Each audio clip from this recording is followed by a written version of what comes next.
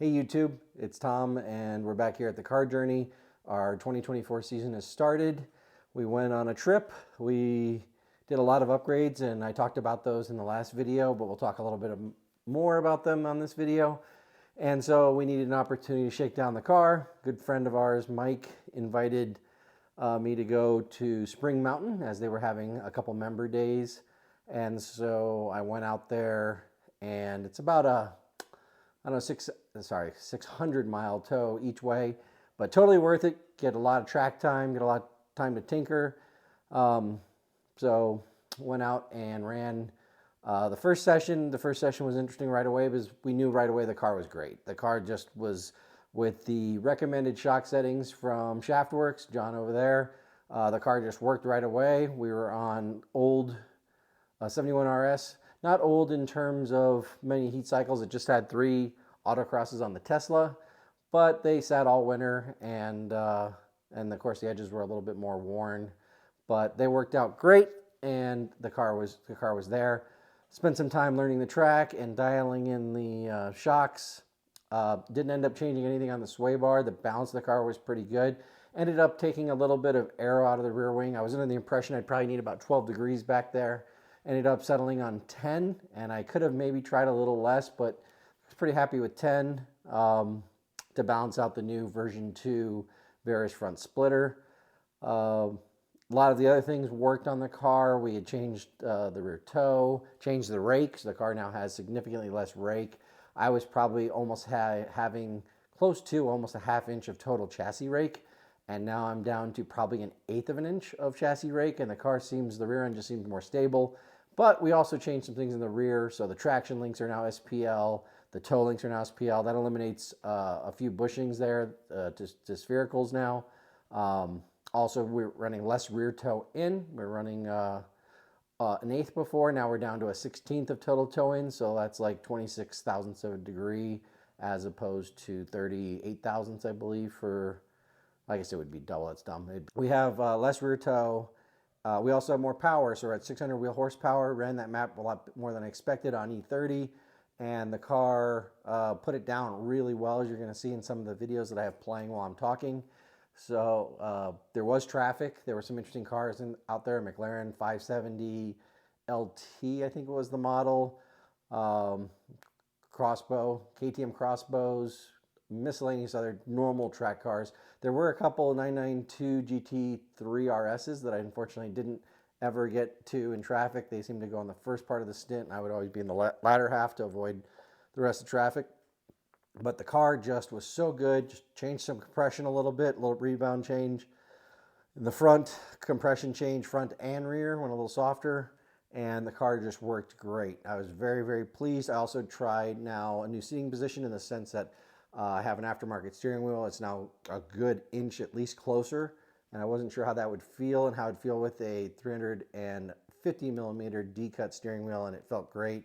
Also trying new seamless gloves, the ones with the seams on the outside, A-Star gloves, and everything was just great. Everything worked well, and so we're looking forward to the season now. Going to have some events coming up. Next event that we're going to run is a super lap practice here in about 2 weeks. And so this is a track we know really well. They haven't finished resealing it. They've resealed part of it. Now that's cured for a while. Track should be the best it's ever been either way, provided the weather holds up. Going to go out on those same Bridgestone tires I've been using, so that'll be subprime, although temperatures should be kind of friendly to that. So we could potentially run our fastest lap ever. So we'll see how that goes, but really it's really been an interesting journey this winter because I made so many little tweaks.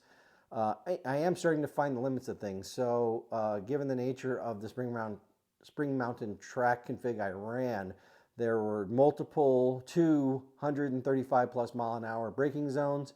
One of them you were braking down to about 80, and the other one you're braking down to about 70. And the one in the bus stop, the second one is downhill, so it's harder on the brakes.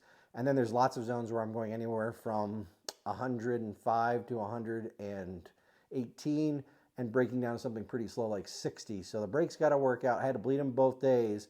And so what I'm alluding to is that I'm probably going to have to upgrade my thermal capacity in the brakes. So big brake kit is probably happening sooner than I had planned, so that's not so great because those aren't cheap. But I was going to need new pads in the next few months, so good timing at least. Let's see, what else did we change? We're going to a race capture setup. I bought a Racebox Mini. Unfortunately, Racebox Mini's magnets are terrible, and it did not survive. And luckily, Spring Mountain didn't really care at first about the fact that it fell off, but then they were annoyed immediately when it did.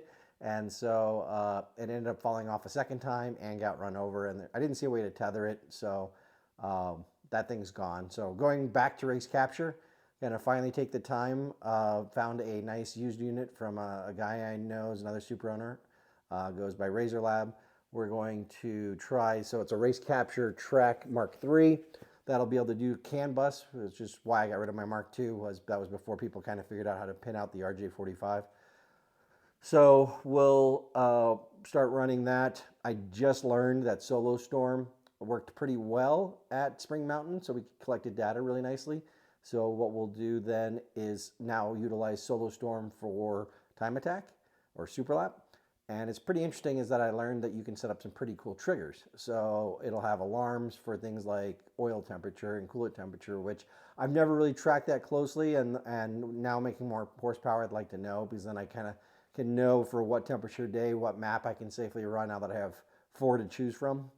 So we'll go ahead and learn more about that, probably talk about it more in videos. The other thing we mentioned was the DJI camera. We're on the Action 4 camera. That thing worked great. That thing is so much better than a GoPro in terms of battery life and usage. Everything about it was more reliable. Now, given it's brand new, so we'll see how that plays out over time. But I ended up wearing it on the Boss helmet visor mount. And the only thing I unfortunately learned is when you do that, you can't turn off image stabilization. So when you have it mounted in the back of a car, you want the image stabilization off so it's kind of not reverse panning as you drive, so your videos look a little weird. But when you have it on your helmet, turns out at least I'm a bobblehead, and the videos is a little bit much for movement wise. I tested then when I got home, turned on the image stabilization just 1 notch up, and it's 1,000 times better. So I'm gonna run it that way. The other thing I learned is the narrowest field of view, which works pretty well when the camera's behind the seats. It gets, pillar to pillar, almost mirror to mirror. Is terrible on the helmet. You can't even see most of the dash below the top of the steering wheel, like the top part of the RPMs. So I adjusted that to one field of view wider, and it's already, look like it's going to get the desired effect. I took some passengers, which you may or may not hear in some of these videos. And that's the funniest thing is because the Hans, I can only turn my head so much. And because that narrow field of view, they never even show up in the video. And so you only know they're there by maybe some audio comments they'll make during some of my laps. But we're off to a great start. 2024 started as expected with a solid car. I shouldn't say as expected, but as hoped. So that's really good. We're really happy about that. And looking forward to the next video. If you have any questions or comments, please leave them below.